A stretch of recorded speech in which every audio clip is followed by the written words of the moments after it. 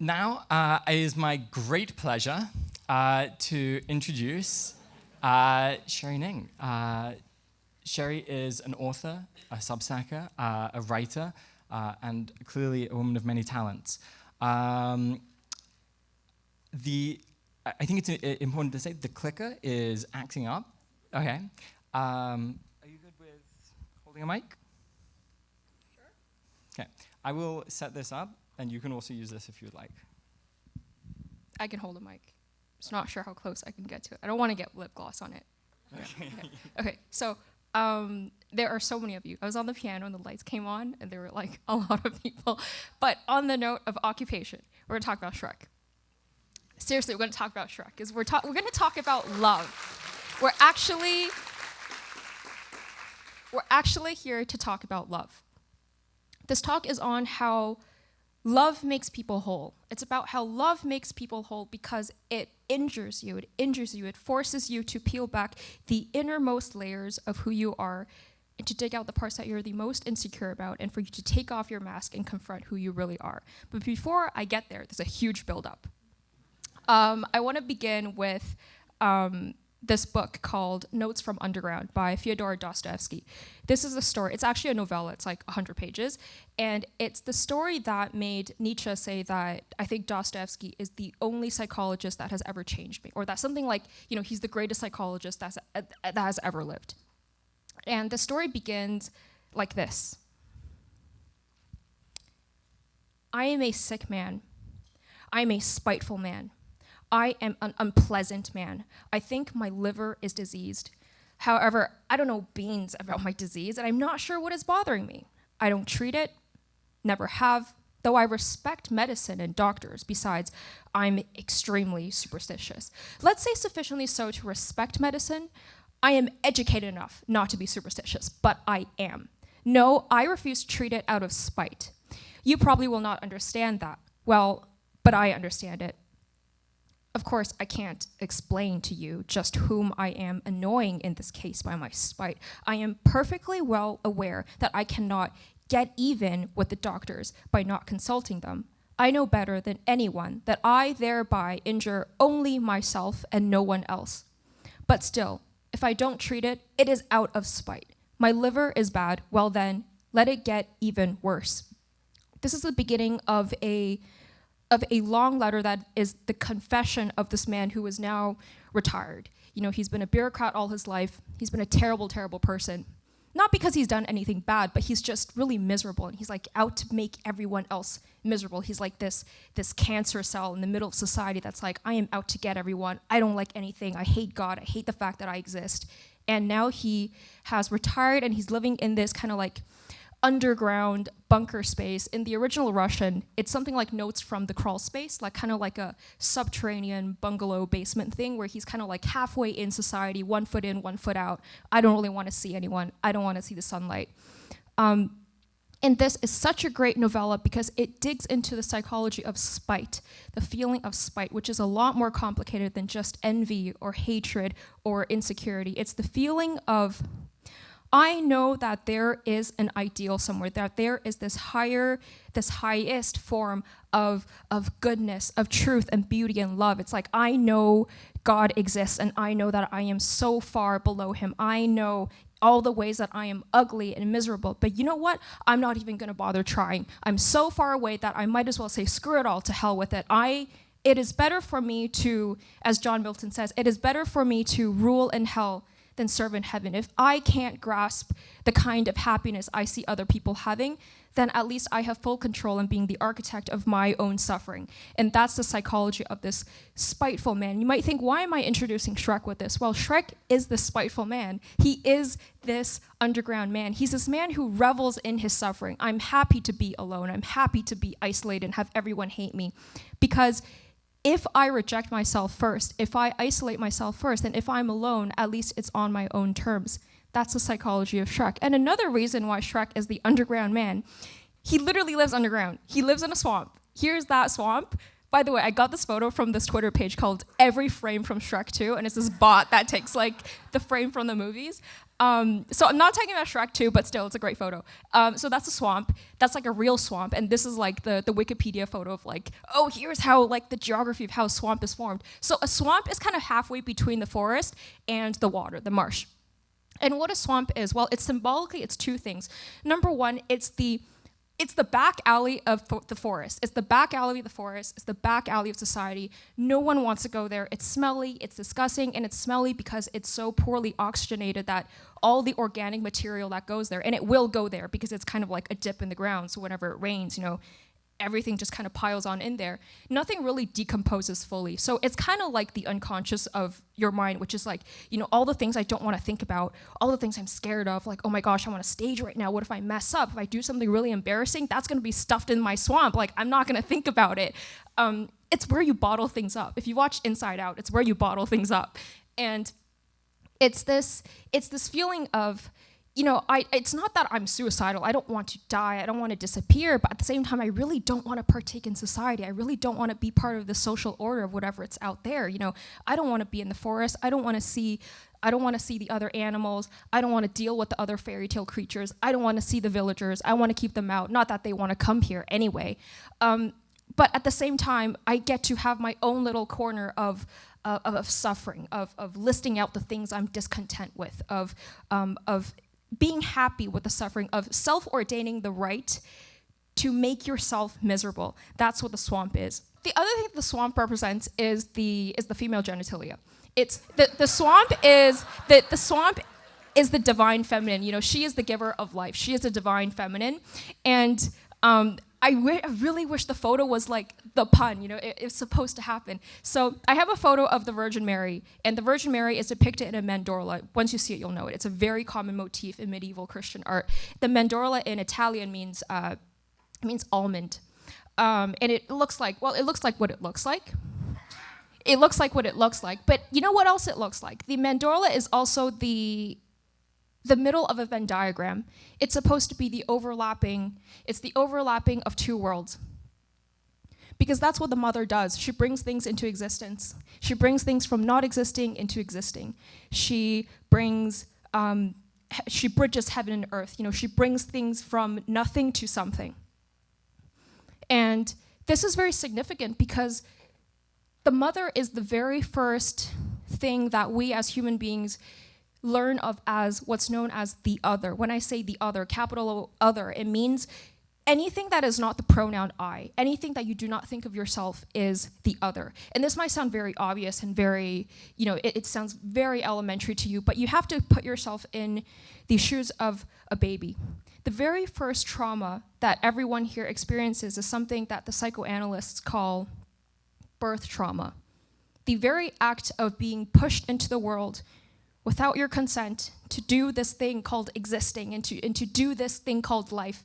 That's the very first trauma, the very first complex every single one of us deals with. It's a story of Genesis implicated onto every single human being. The idea that I used to be this, I don't know if I was conscious in the womb, but like this kind of like semi-conscious state where everything you know of is catered to help you survive, to feed you, to take care of you, to get rid of your waste. And all of a sudden, you're banished from paradise. You're kicked out of the Garden of Eden. And for the very first time of your life, once the umbilical cord is severed, you're not just a different person from your mother. You're a separate individual. You now have an other. And the first thing the baby does is it looks for the breast. The mother becomes the first other. Even up until the age of 2 or 3, the father is like a subsidiary. He's like the helper of the mom. He's not like a thing. He's not like the other yet. It's mother, world. Mother is my world. For a baby, that's the world to a baby. And so Carl Jung says that the mother imago, this archetype of the great mother, the life giver, it's something that people need to leave one day. And he says that it's something that you need to separate yourself, not just the physical act of the umbilical cord, but there's this psychological umbilical cord of how do I separate myself from my mother to become my own person. And especially in this case with when he worked with a lot of men, it's a very common archetype for men to be this kind of like, which is exactly what Shrek is here. He's like this man-child who has not left his mother's womb. He's stuck to he lives at home, he lives with his mom. And the entire story of Shrek is about this man-child leaving his swamp to go look for the other woman. It's about him finally meeting another woman. And like, you might laugh, that might sound very silly, but this archetype it goes deeper than that. For example, you think about these cases that we see on the news, the 2018 van incident at Young and Finch. All of these cases, most of them are done by men, and when you dig a little deeper, when the person's finally caught, they talk about how did this person come to be. They're almost always living at home with their parents. They're almost always at home, living in their parents' basement at their big old age where they should be doing something else with their life, where they should be independent, but they're not. I'm gonna see if this animation works. Okay, so we're gonna talk about Shrek and love and really psychoanalysis. How do we even get there? I'm gonna let Shrek explain this because I think he's like the greatest psychoanalyst.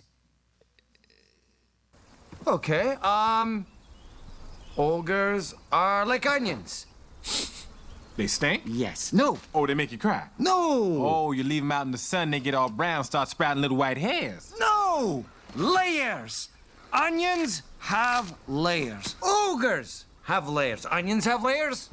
You get it. We both have layers. Oh, you both have layers. Oh. Not everybody likes onions. Cake! Everybody loves cakes. Cakes have layers. I don't care what everyone likes. Ogres are not like cakes. You know what else everybody like? Parfaits. Have you ever met a person, you say, hey, let's get some parfaits. They say, hell no, I don't like no parfaits. Parfaits are delicious. No! You dense, irritating miniature beast of burden. Ogres are like onions. End of story. Bye-bye. See you later.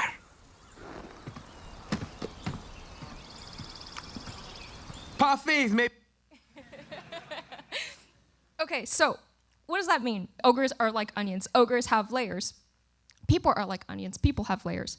I think that, when I was reading the screenplay of Shrek to prepare for this lecture, I was like, wow, this is Shakespearean level of this is how humans think. This is pretty cool. Actually, this idea has been, it has intrigued people for a few centuries, actually. It's the idea that we have layers because we're hiding something. We have things that we're ashamed of. People aren't always happy. That sounds like common sense, but when you really think about it, why is that the case? Why do 8 billion of us exist? And it is so hard to always stay in that state of being in a good mood. We're not always in a good mood. Why is that? And psychoanalysis was the very first school of thought, I would say after religion, it's the very first school of thought to say that you're not the master of your own house, to say that you're more like a conglomerate of quasi-independent personalities that each have their own will and they're pushing and pulling you in different directions. It's why the ancient Greeks and the Romans, they assigned emotions to deities. Dionysus, he was like the god of wine, but he was also like god of a good time. He was like, a Bacchus, like they call it a bacchanalia, which means like frenzy, a big party. It means a crazy party. Or Mars, who is the god of war, but he is also the god of anger. It's like saying that people don't really have emotions. Emotions have people. When you're under the spell of a certain emotion, it's like you are almost like demonically possessed by that emotion to do something that you would not otherwise do if you were sober. I'm sure everyone in this room has had the experience of being in a really heated argument and then you get really angry, and in the heat of the moment, the word should saying something to be in the heat of the moment is metaphorically being like, this is the hottest point. This is the hottest point of I am not being mean. I'm about to say something really mean. You say something that you regret, and you say something that you would never have said if you weren't in that state, if you weren't in that mental state, if you weren't in that mood. And it's why the words, I just thought of how the words rape and rapture, they come from the same root word of rapine, meaning it's to be seized, it's to be taken against your will. And so emotions have that effect on us. Emotions can enrapture us. They can take us away from who we really are, and they can make us someone else. Someone else can drive the car. So what does all of this mean? What can we talk about the onion more? So Carl Jung also had an onion. He called this the map of the soul. And it's also got layers. But if this looks overwhelming, I'm going to simplify a little bit. Only look at the 4 things: persona, ego, self, and shadow. And there's a line that goes through it. Everything above that line is the conscious. Everything below that line is the unconscious. So the persona is like your mask. You know, this is the mask you put on. This is the social role you put on. You put on a different mask for when you're doing a job interview. And then you put on a different mask for when you're on a first date. You put on a different mask for when you're doing a lecture in front of 200 people. The ego is like your personal PR. This is like that voice. It's like joy from inside out. It's like, okay, we got to get everything together. This is how we're going to be presented. When you say I, when you begin a sentence with I am, I have, I will, I do, that's the ego speaking. That's the person that thinks that it's in control, but really it's usually taking the side of the persona because it protects the ego. The ego also does this thing where everything negative that happens, it's like, okay, I'm gonna like step it down, I'm gonna push it into the unconscious. We're not gonna talk about it. And then the shadow is this garbage can, it's the swamp. But the shadow is also alive. It has a will of its own. It's what Freud said, by unexpressed emotions never die. They get put away, and then when you're tired and weak, it comes back in uglier ways. That's what happens in the shadow. Just because you repress it doesn't mean it truly goes away. And so in the center, there's this big self. What is the self? So self is kind of like the nirvana of psychoanalysis. It's like the end goal. What's the point of Jungian analysis? What's the point of this therapeutic practice that's this like Swiss psychiatrist came up with? So he said that the point of all of this is to form a stronger sense of self. A stronger sense of self is... I really want to talk about this first. It's a great image, kind of showing you what it, not medical advice, but what it kind of looks like inside your head. So there's the persona, you got the mask, you got the shadow who has this like darkness on the wall with like devil horns. And then there's also the anima and the animus, which are all part of the unconscious. And they represent a person's ideal of the opposite sex. So for example, the anima is feminine, and Jung would say that men have an anima inside their unconscious. This is what they think of as like the ideal woman, or this is their idea of what femininity is, and then vice versa for vice versa for animus and women. And the self is like this beam of light. It's like enlightenment. It's you walking into the room of your mind and seeing all these different parts of yourself and being like, okay, I've got shadow. I've got the things I don't want the world to see, but I'm not gonna let my shadow control me. I'm not gonna let shame, I'm not gonna let guilt kind of bog me down and keep me from interacting with the rest of the world. It's also saying, okay, I see I have a persona. You know, I have social mask, I have different roles in society, but I'm not gonna identify with my masks. There is a me that is completely separate from what I choose to show on the stage today. There's a me that's completely different from how I am dressed today, or the role I am in this meeting right now. And so individuation, which is the process in which the sense of self is formed, it's kind of like making dinner rolls. You have one big ball of dough, that's like all your primal archetypes and stuff. And then your goal is to make a smaller ball of dough out of that bigger ball of dough. So constitutionally, still identical. It's the same ingredients in there. It's the same archetypes. However, it is completely separate from the rapturous effects of emotions pulling you this way and that way. It is completely separate, and it is conscious of its own shames. It's conscious of what it's trying to hide, and it's conscious that I can put on a mask without letting the mask wear me. Individuation does not shut one out from the world, but gathers the world to itself. And any book title that does not have an author on it is from Carl Jung himself. Okay, so how do the characters from Shrek show, how do they show the archetypes? I'm gonna start with Shrek.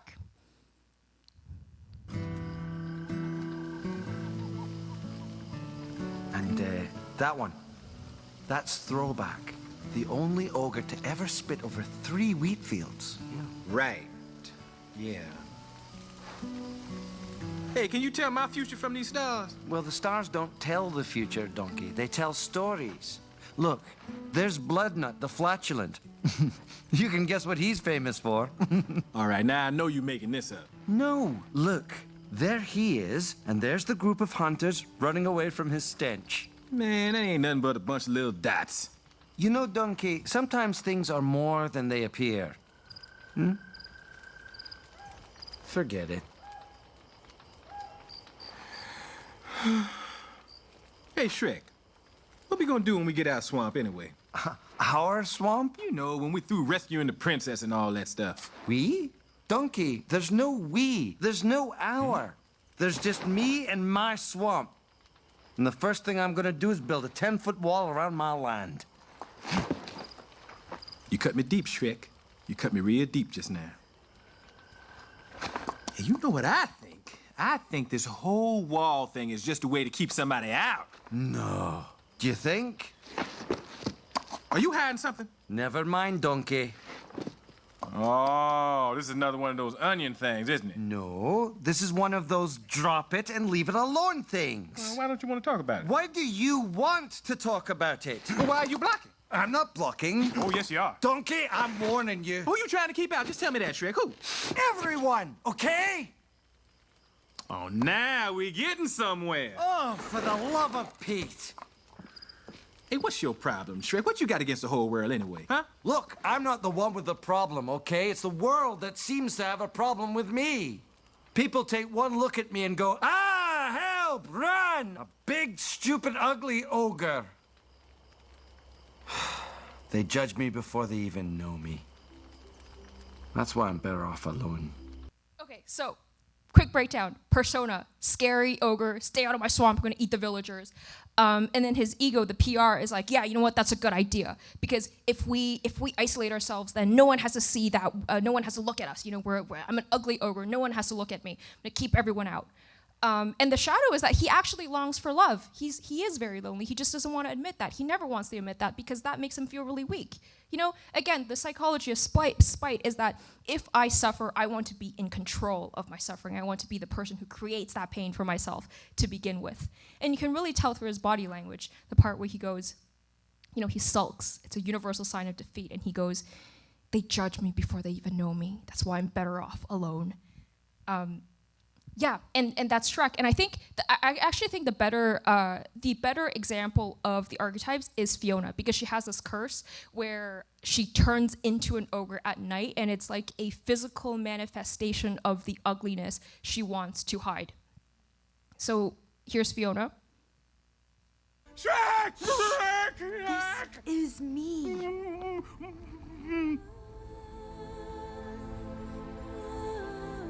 Princess? What happened to you? You're,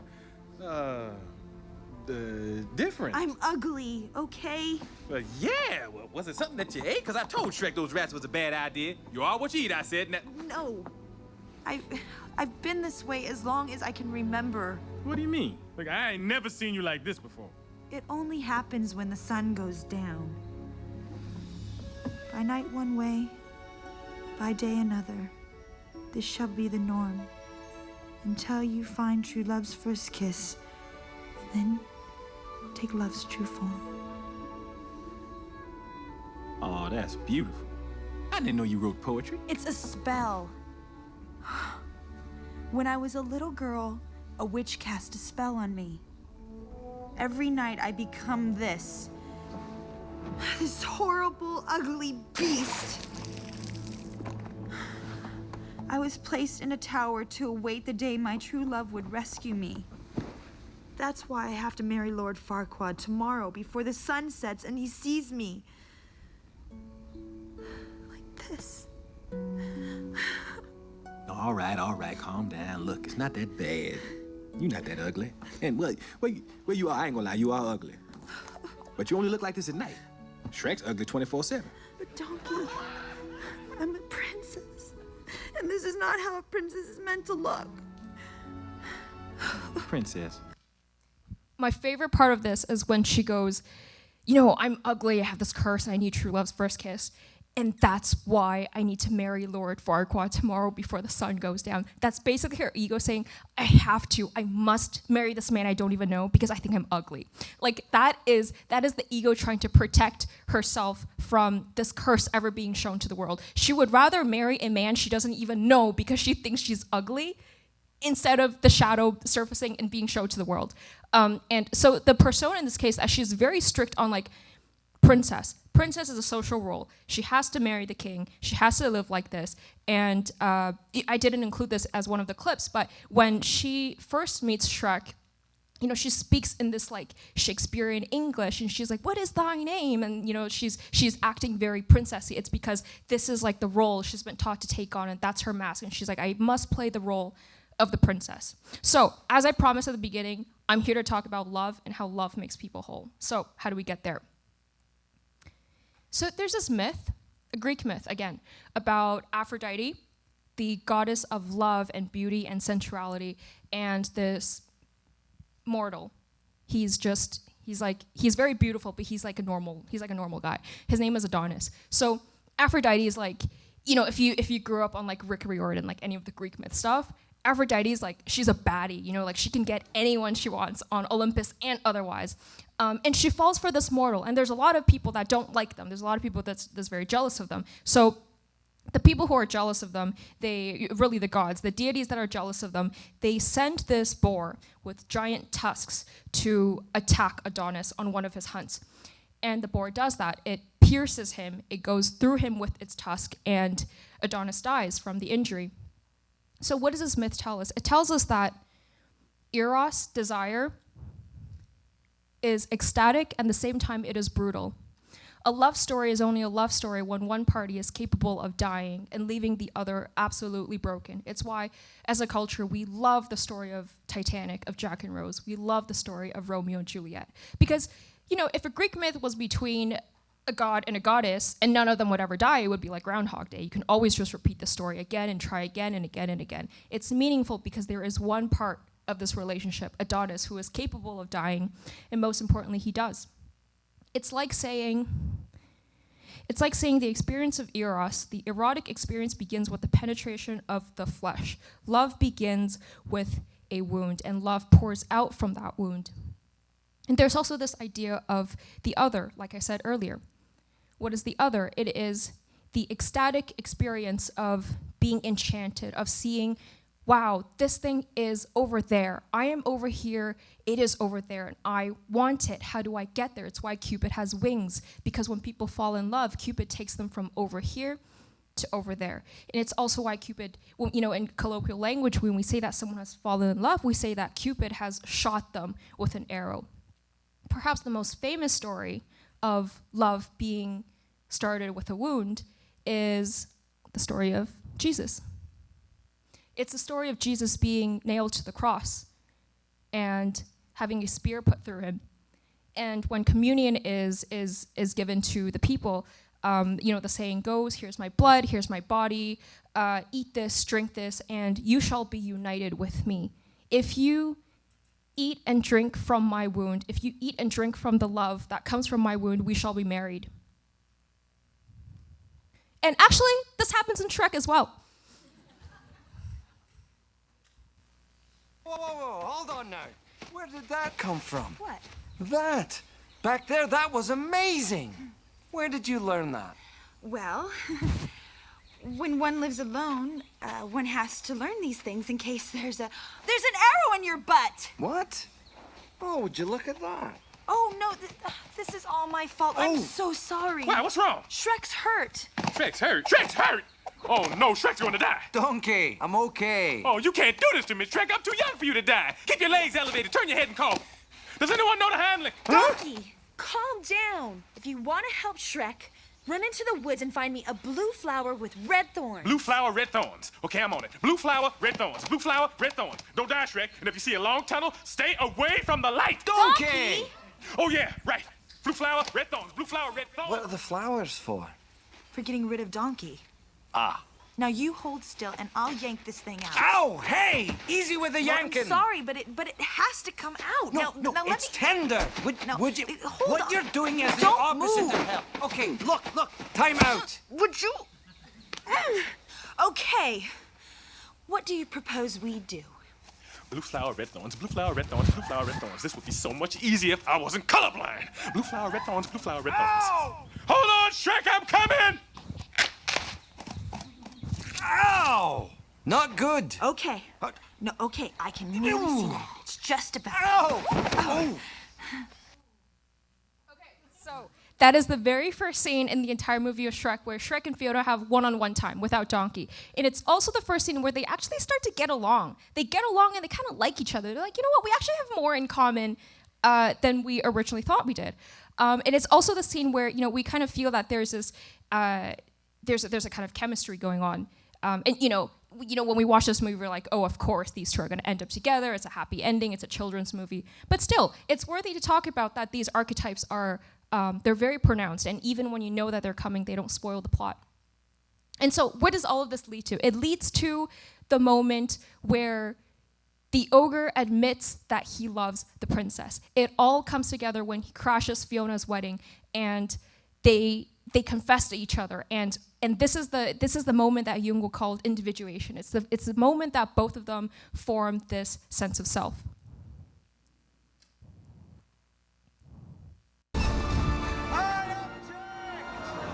Shrek? Oh, now what does he want?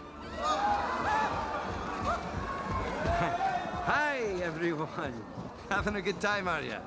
So first of all, notice how when he rushes into the church, he no longer cares about what people think of him. He no longer cares that people are seeing that he is this big, ugly ogre mingling in society, because there's something else he cares about more. He cares more about love. He's driven by love to go from over here to over there.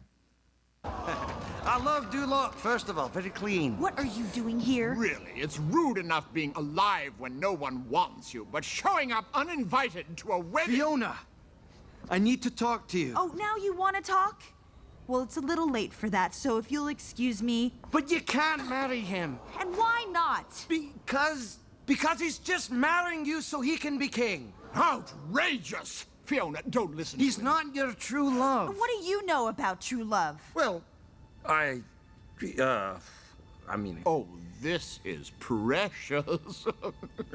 The ogre has fallen in love with the princess. Oh, good Lord. An ogre and a princess. Okay, this is a really significant scene because it's the very first time in the entire movie someone has explicitly said the very thing he is the most afraid of, which is, I am capable of falling in love. I'm capable of having desire, and I'm actually not the big, tough, strong guy that I pretend to be all the time. I'm weakened by something.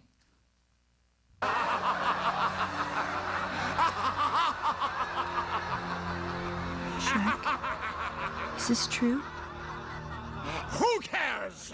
It's preposterous. Fiona, my love, we're but a kiss away from our happily ever after. Now kiss me.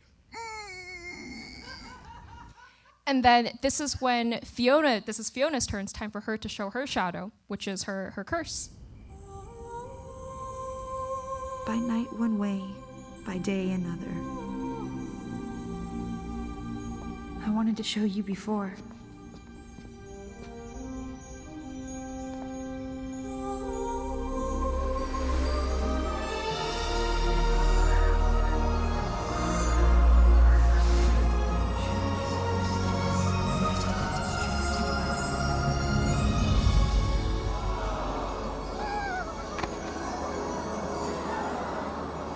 Well, that explains a lot. Oh, it's disgusting. Guards! Guards! I order you to get them out of my sight. Now! Get them! Get them both! It's hocus pocus. Nothing. This marriage is binding, and that makes me king. See? See? No! Just stand there, you morons! Get out of my way if you have to! But get him!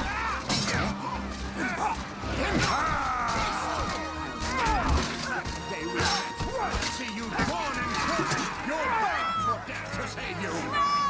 And as for you, my wife, Fiona! I'll have you locked back in that tower for the rest of your days. I'll change. I will have order. I will have perfection. I will have...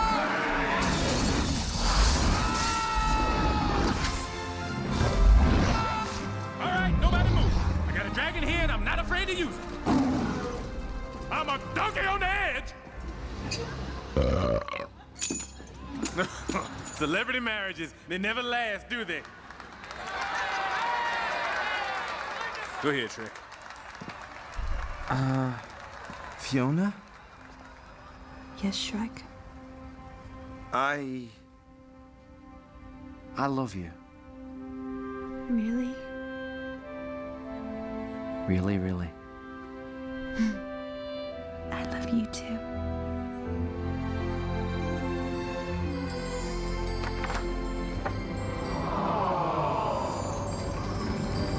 Until you find true love's first kiss, and then take love's true form, and then take love's true form, and take love's true form.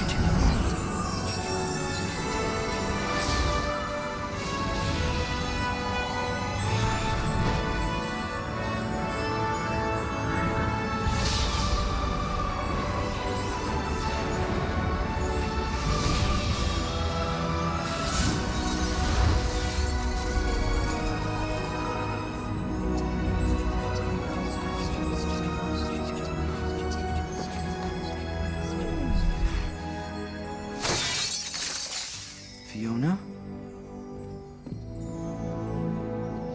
Fiona? Are you all right? Well, yes. But I don't understand. I'm supposed to be beautiful. But you are beautiful. I was hoping this would be a happy ending. Okay, and the very ending is when Fiona takes off her mask. You know, the part where she says, I should be transformed, the curse should be broken. Why do I still look like an ogre? And Shrek goes, well, you are beautiful. And that's when her persona breaks. Actually, there's actually a great symbol in here was when she breaks all the glass. I didn't have time to show all of the scenes where glass reflective surfaces are shown in the movie, but it is a huge motif where the characters are either, you know, looking in the mirror and it shatters, or they're looking at the reflection in a pond. Because reflective surfaces, the handheld mirror is a symbol of the persona. It's a symbol of the mask. So in the end, when Fiona shatters all those glass panels with Farquaad's face on it, she's saying that I'm no longer being who my mask tells me to be, and I am no longer holding on to the rigid idea that a princess has to be what society says a princess is, which is she has to look a certain way, she has to marry the king, she has to be, rescued from the tower in a certain way. And so, where does all of this take us? It takes us to love's true form. Wholeness is not achieved by cutting off a portion of one's being, but by integration of the contraries. And the meeting of two personalities is like the contact of two chemical substances. If there is any reaction, both are transformed. In the story of Shrek, love does begin with wound. It does begin with injury. It starts with misunderstandings, and finally, love begins with death. It begins with the death of the ego. It begins with the death of these two characters saying, I'm no longer going to be limited by the things I am scared of, I'm insecure of. And instead, I'm going to be who I really am, and I'm going to love the other person the way they really are supposed to be. Thank you.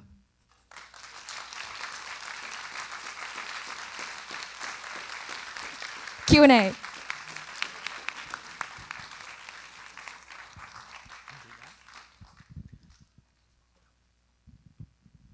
Hey, wonderful lecture. Honestly, at the end, I almost teared up. And the funniest part, so I have a personal story with Shrek, because I never watched it. I'm so sorry to hear that. Yeah. I'm so sorry for myself. Like when I was 5, my dad told me that we went to the cinema to watch Shrek, and I was so afraid. He needed to take me out of the cinema. So I want to watch it in a very special moment, all the parts. Anyway. Okay. The question is the following. So Carl Jung, his theory of the shadow and persona, right? Well, it's been around for a long time, right? And when it comes to, for example, Freudian theories, a lot of them have been disproven. What is your personal take on how valid Carl Jung's theory is? And if you do find it valid, is there any advice for analyzing oneself through this lens? Maybe you can suggest resources or approaches. Thank you. I think psychoanalysis, personally, I take it more on the mythological level. Just because something is a myth, we use that word, it's a myth, kind of to say that, oh, it's not real. Which I don't think it's true. I think there are two kinds of truths in reality. You have objective truths and you have pragmatic truths. So objective truths are like natural sciences, mathematics, rhetoric. It's like the fact that this table is made out of atoms, I am made out of cells, and cells are made out of atoms, and so forth. It tells you what there is in the world. But I think there is also such thing as pragmatic reality. These are the things like religion, folklore, mythology. It doesn't tell you what there is, but it tells you what to do in life. It tells you what to do with what there is. It's like, thou shalt not kill. You probably shouldn't kill someone. You will feel really bad about it afterwards. Don't steal. Don't cheat on your friends. Don't cheat on yourself. And I think it's kind of like, I know that we don't really have a proper science for wisdom and things like that, but I think there's real value in telling stories, and it's why stories like Shrek and even all the the Disney classics, they're so they make us feel so good in the end. It's like they hit on this archetypal kind of pain point in us that says, no, this is exactly the way story's supposed to go. It is supposed to hit a climax in a certain way. It is supposed to end in a certain way, and it's supposed to teach us something about life, how we make friends, how do we make sacrifices for our friends, how do we approach a lady, how do we do all of these things. Yeah. Great, thank you.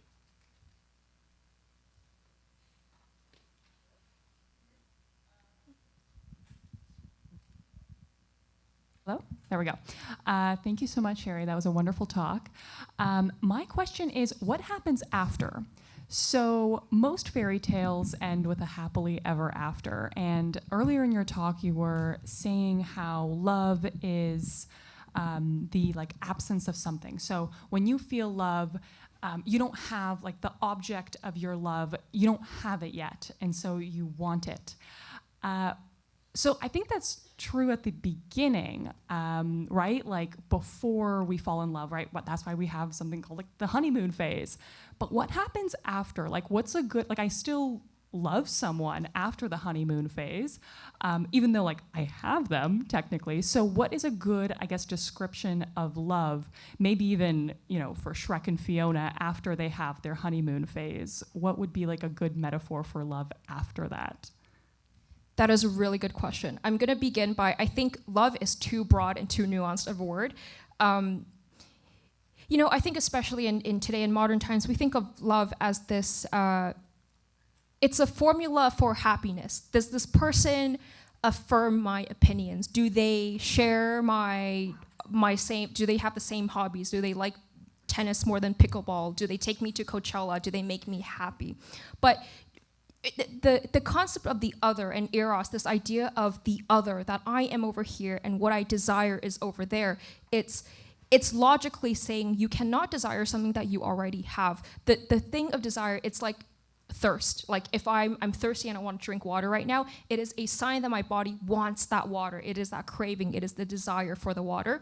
And I think philosophically what they mean, what the other means by that thing over there, it's not the same of what we think of as today as dating. It's not the kind of the love on the level of romance. I guess the way to answer your question is that I don't know. I don't know. I think love is just too big of a word. I'm sorry if I use that word way too much this lecture. But really, it's the idea of transformation. It's that when two personalities meet, it's like a chemical reaction. They change each other. And that's the important part of desiring the other. Thank you. Hi, Sherry. I'm dying to know, what was the inspiration behind this lecture? So I put out a really great tweet, and it got a lot of likes. And the tweet was something like, Shrek is the Dostoevskian man who revels in his suffering because he is very aware of the goodness and truth and beauty that is above him and his own lack thereof. And so he rejects people that tries to get close to him because if he's alone, then at least he chose to be alone. That's what started it all. And also because so between the ages of 6 and 7, I watched this movie every single day. Like, I kid you not, every single day. I've watched this more than 200 times in my entire life. And it just gets better. It's like wine. You know, Shrek is like wine. It gets better every single watch. So I highly recommend it. Yeah, that's the truth. That's true. That's how I got inspired. Amazing. Thank you. Hey, Sherry. I loved it. I found it very inspiring. I want to ask, what's your take on donkey? Like, what does donkey represent? And specifically, like, is something like donkey a necessary part of the process of confronting your shadow? I'm very serious about this, by the way. I know you're very serious. I'm trying to give you a very serious answer. I think Donkey is the holy fool. You know, in every single clip that I've shown and the rest of the movie, he's silly. He's not like, I'm trying to make you laugh silly, but he is a funny personality. And he's funny because he's kind of stupid. You know, like, I think the movie used a donkey instead of like a dog or a cat, for example, because another word for donkey is ass. And like ass, we've used that word as a derogatory term to describe the thing that is the opposite of our head, which is like virtue, intellect, philosophy, you know, logic, all these great things. We could do math with our head. We can't do math with our ass. Like, we can't do math with our butt. And they chose this stupid animal. They chose an animal that we all see as silly, stubborn. They don't really like interacting with humans. Humans don't really like interacting with them. They're farm animals. They're put to work, and that's it. And you have this holy fool character who's somehow protected on every single dangerous journey he goes on. He's the one that encounters the dragon, rizzes her up, you know, doesn't get eaten. And the dragon's like, wow, he's a pretty nice guy. And I think, you know, that's actually the other love story that's hidden in Shrek, which is the one between Donkey and the dragon. If you think about what a dragon really is, it's this mythical creature that's everywhere. You know, it's the thing that men either want to slay or they want to claim. If you think of Game of Thrones, it's the worms in Dune. It is what Maleficent turns into in Sleeping Beauty, and it's in Eastern cultures as well. It's everywhere.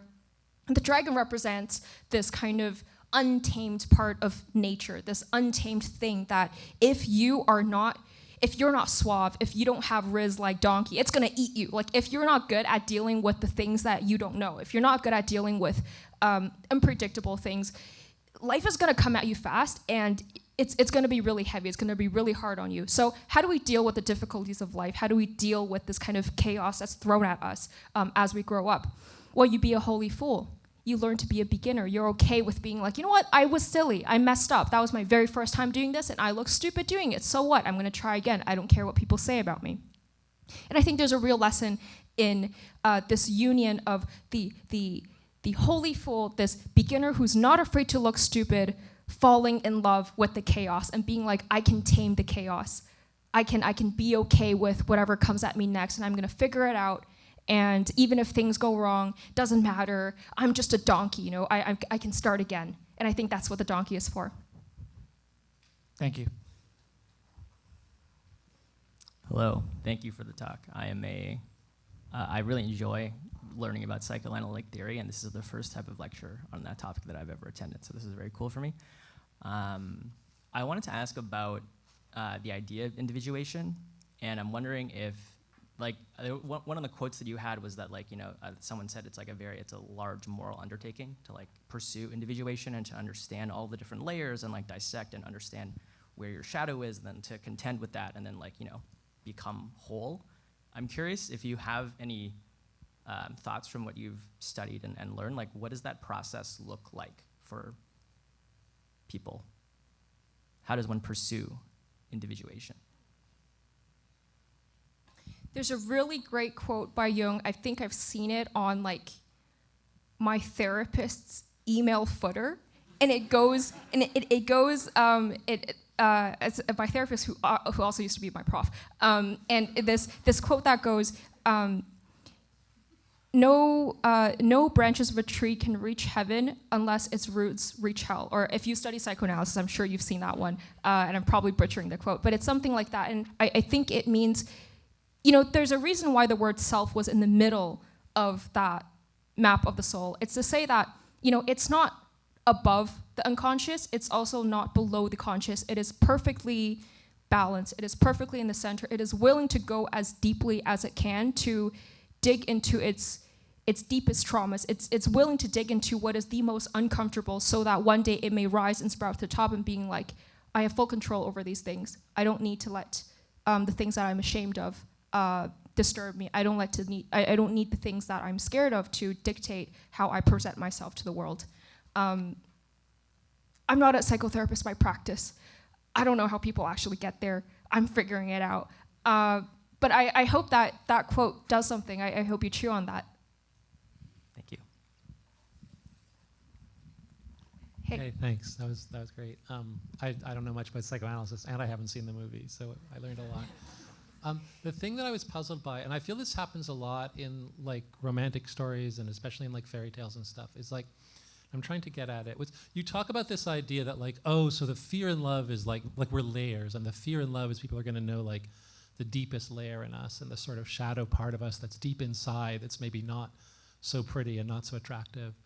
But then the whole movie's about people actually it's not about people exposing their deepest layers, it's about people being judged by their outer layer. It's about beauty, right? So Shrek the thing is that he's physically ugly, and then the question of her is whether she's beautiful or physically ugly. And the whole problem is people being judged not by their it's not the fear of being shown your deepest layer, it's the fear of just being judged by your outer ugliness. And in the stories like this, there's this weird sort of conflation always between sort of outward ugliness and inward ugliness. They sort of go back and forth.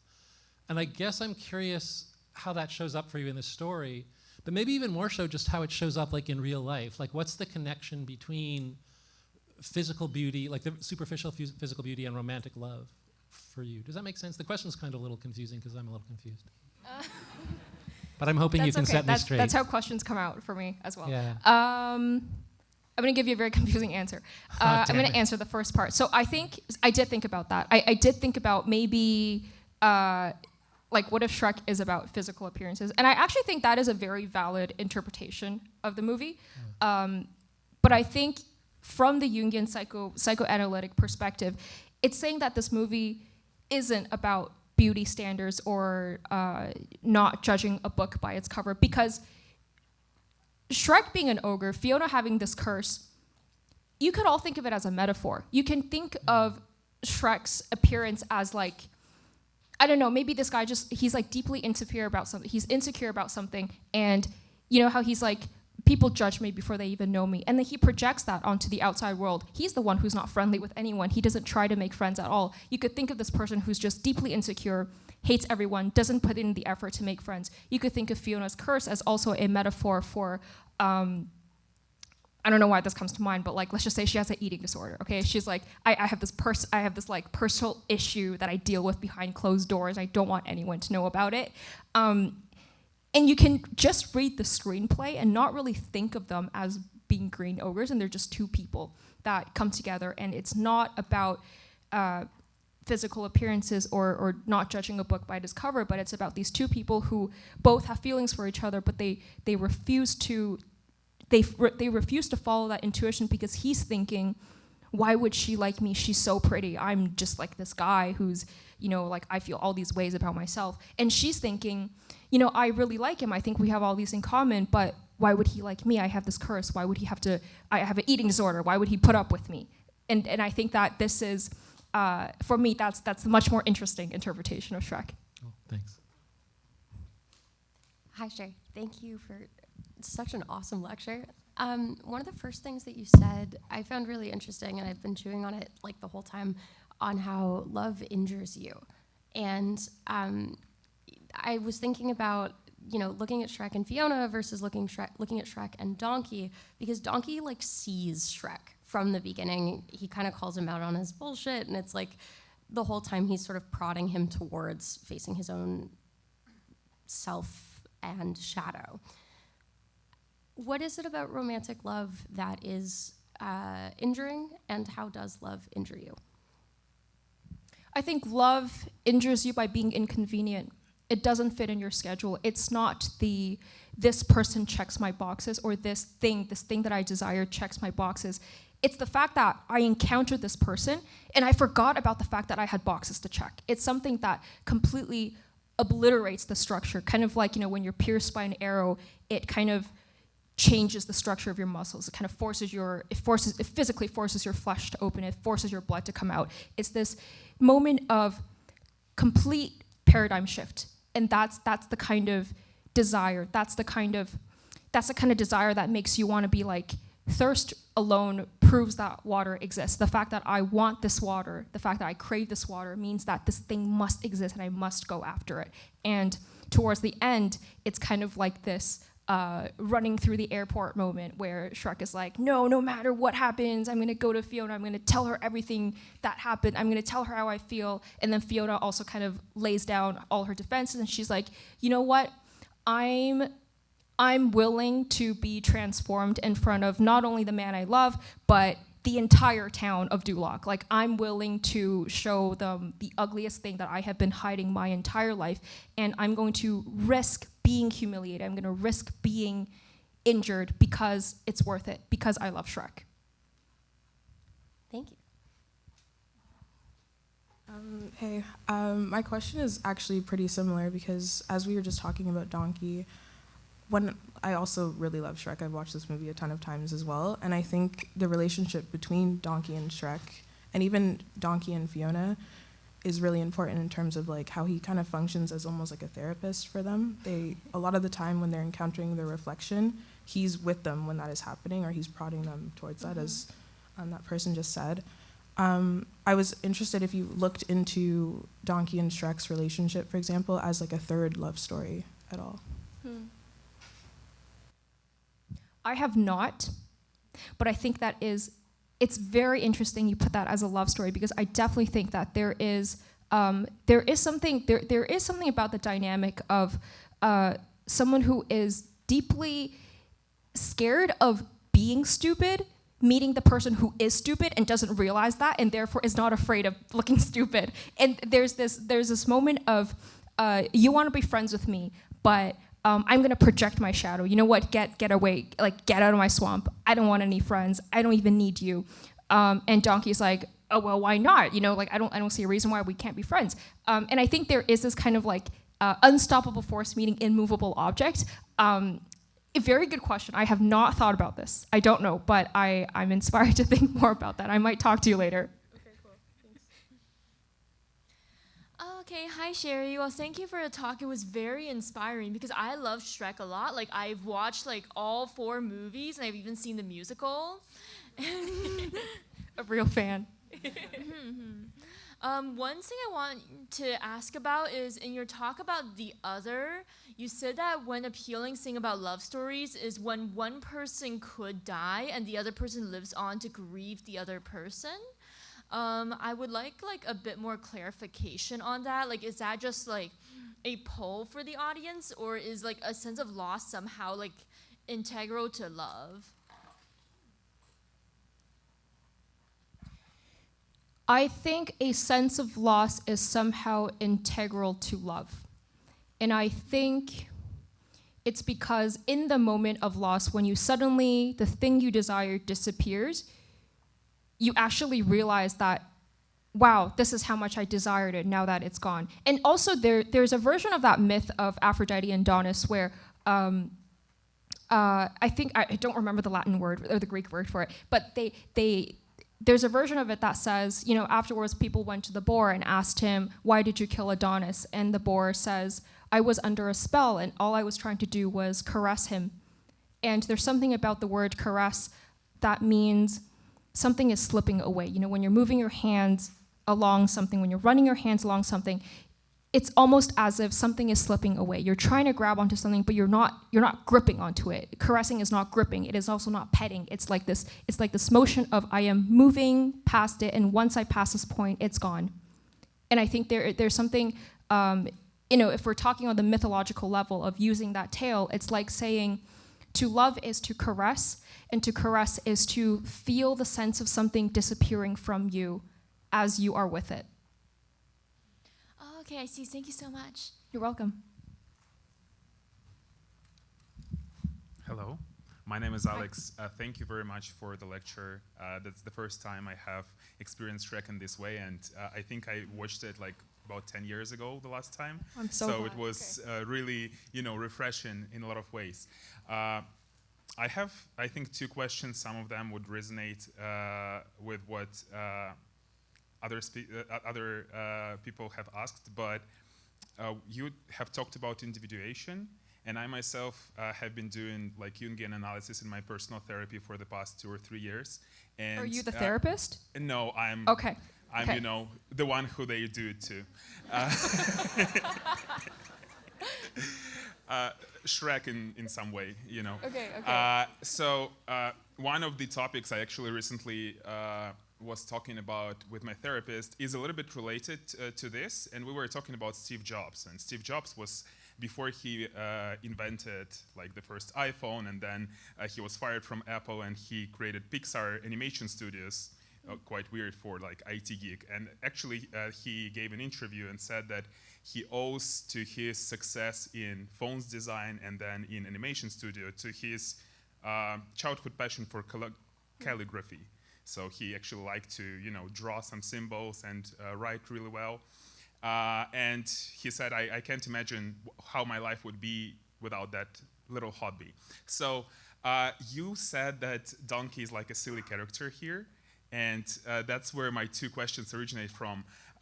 First question would be, what do you think Shrek would be without Donkey if he wouldn't be in the movie, and if just Shrek would go to the castle, they would send him to rescue Fiona, and then there is no Donkey, basically? And the second, who do you think is more emotionally and more mature in terms of individuation? Is it Shrek or Donkey? I don't know about maturity, because I just don't, I don't know what that means. Like, I think it means something, it's so different in so many different contexts. I don't know if I can answer that. I meant who was closer to knowing their inner self. Was it Shrek or Donkey? Because for me, personally, it seems that Donkey is much more emotionally aware, and that's why he could be friends with Shrek, who is like literally friends with no one but the donkey. I'm not sure if Donkey perceives it as having friends. Again, he's not, I know I used the word silly earlier, but I actually don't think silly is a great word. I think Donkey is stupid, and I don't mean that as an insult. I don't think it's derogatory. He's simple, he doesn't think of it as I am making friends or I am being nice or whatever. He is. He says what's on his mind. He's unfiltered. He doesn't think in very complex ways. He's not bogged down by the fear of like not understanding someone else, or I have to pursue great fame and ambition and success. He's just kind of this, like, he's this animal who's just trying to make it by, and he's trying to avoid being captured by Lord Farquaad, and like this mission to get the fairy tale creatures. And to the very first thing you said about where would Shrek be without Donkey? I think. Do you think he would save Fiona, and do you think he would go out of the swamp, or all those animals who were sent there would die and he would eat them? Like, that's basically my question. I'm pretty, I think even if Donkey didn't exist, he wouldn't do that, because Shrek is weak at the beginning. He puts up this appearance of I'm gonna make jam out of your eyes. He does that to scare people, but he never actually harms a fly. He doesn't harm anyone. Okay, he eats the slugs in the beginning, but you kind of have to assume that in this universe it's just like where he gets toothpaste. But like, no, he doesn't really harm anyone. It's kind of like, in Notes from Underground, there's a scene in the end where this guy, he's writing this confession. He's like, okay, there, I've admitted I'm a terrible person, and that makes me a good person now because I know I'm a bad person. And he encounters this woman on the streets who's, in the Victorian times, there weren't many options for women who have fallen in status, and he picks this woman off the streets, and he takes on this this semi like messianic figure. He's like, oh, I'm gonna save people. I'm such a good person. I'm gonna do something good. But he doesn't. He doesn't do anything. He can't even save himself. He can't save anyone. He can't even save himself. And what he does is he pulls her even further down. He insults her. He berates her. And he's like, you know, there are better things to do for a living. And he kind of takes his fury out on her. And I think Shrek is, in a way, he's kind of like that character in that he wants to seem like this, you know, I am very special, I live alone, and I can do all these things by myself. But I don't think he has the courage to do anything. I don't think he actually has the courage to defeat the fairy tale creatures, to actually kick them off his land. And I think Donkey as the Holy Fool really, really inspires him. I think that Donkey actually deeply inspires him in a way to be like, you know what? I'm actually going to do something instead of nothing. I don't care if it's making the world a better place, but I'm gonna take action. I'm actually going to do something and see where it goes. And I think that's how Donkey kind of pushes him to go on this journey. Thank you very much. Hi, Sherry. Thanks so much for the wonderful lecture. My question is about the loss of love and whether, if love brings you wholeness, whether the loss of love takes away from that wholeness. Like if a single person is able to make you feel seen and make you confront the shadow parts of yourself that you're not willing to confront, does the loss of that person surely take away from or cause injury to that wholeness you gain? Or does love change you permanently and that wholeness remains with you even after that person is gone or love is gone?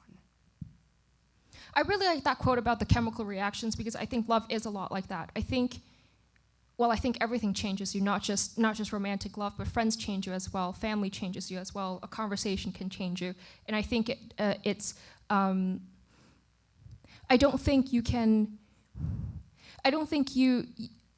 don't think when we say heartbreak, I don't think it means that you kind of regress it into the state of being not whole again. Again, I think of the self as this kind of like this chief executive officer who has now taken over the psyche and it's moving the parts. But that doesn't mean this company can't get hurt. It doesn't mean the psyche can't kind of spiral into chaos again. I think the psyche is a living thing. It's a moving thing. I think everything changes it in a way. I know that sounds like a non-answer, but I truly think that. Thank you.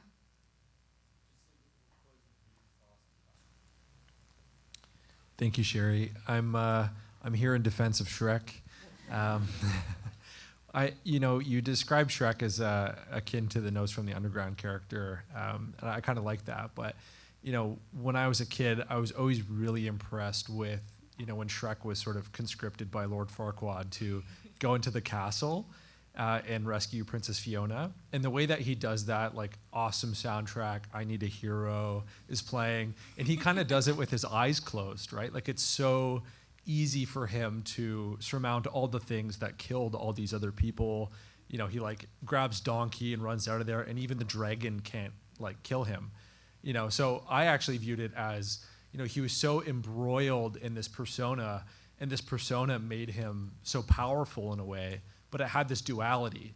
So this thing that made him so strong and fearsome actually drove people away from him, and he kind of like identified with that. So I'm sort of curious here if you explored, I guess maybe that tension, and what you draw from that. Again, like identifying with the persona so far that it gives you such veracity and power, because I think it really did for him in a lot of ways, as evidenced in the castle scene. What do you think?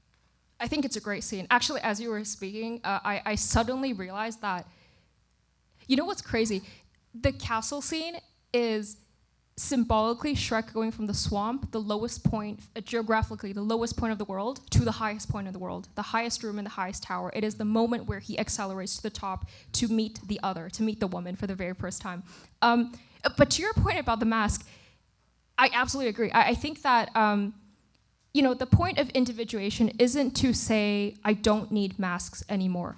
A mask is very important. You are not the same person in front of this crowd right now as you are at home alone. You're not the same person in front of your colleagues or your parents. You need a different mask for a different context. And I think this is Joseph Campbell, the author of Here with a Thousand Phases, who's also very Jungian in his thought. He said the persona is actually very culturally relevant. In some cultures, for example, in traditional Indian culture, being a Brahmin isn't just like this mask I wear. You are identifying as a Brahmin. It is who you are at work, at school, as a human being. This is your identity. Whereas, like, for example, here in the West, you may have the mask of, like, a VP of product at Apple, but, like, you're not VP of product at Apple when you're having dinner with your family. Like, that is not the mask you wear at home. I think there is a cultural thing, but to answer your point, I think the mask is actually, it is important, and it's just when you have a strong sense of self, it's almost like I know which mask to use without letting that mask be me completely all the time. Thank you. Hi, so my question is rooted in Lacanian psychoanalysis, but I'm not gonna like pretend I know that. Me neither. Great, I'm glad we established that. So my question is that if you have established that there is a mother figure in Shrek, is there a father figure? Because if there's no father figure, who's gonna like tell you not to bone your mom and like threaten you with like castration or impose the name of the father or add you into the symbolic order? So is there an absence of a father in the first Shrek movie? What are your thoughts? I actually think, like the real world implications that you're bringing up here, there's actually a lack of father figure. There's a lack of father figure that's not kicking him out of the swamp. It's not, Lord Farquaad is the closest thing there is to a call of action of you need to go out there and do something, but it is not because he is inspired to do so. He's forced to do it, and he's like, oh, I don't want to do it.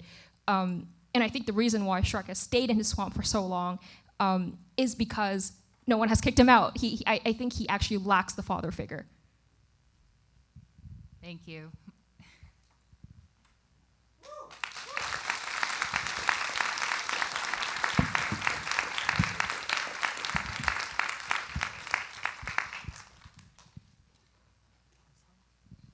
Amazing. Okay, that's our programming for the evening. Thank you all so much for coming. When you exit, there shall be pizza, there are plates, there are napkins. One reminder to please take any garbage around you with you. And take this opportunity to meet someone new. Like I said at the beginning, you all know that you saw this lecture together, so you have this shared understanding of the material this evening. One quick announcement, we have one lecture left in this season. Next Wednesday, Adam Robert is going to be talking about attention as an art form. Adam is coming in from SF for this. He does just incredible work in the philosophy of Pierre Hadot and thinking about philosophy as a way of transforming the self. And if you like what you heard tonight, I think you'll really, really enjoy that. Again, thank you for coming. Enjoy the pizza, and hope to see you again soon.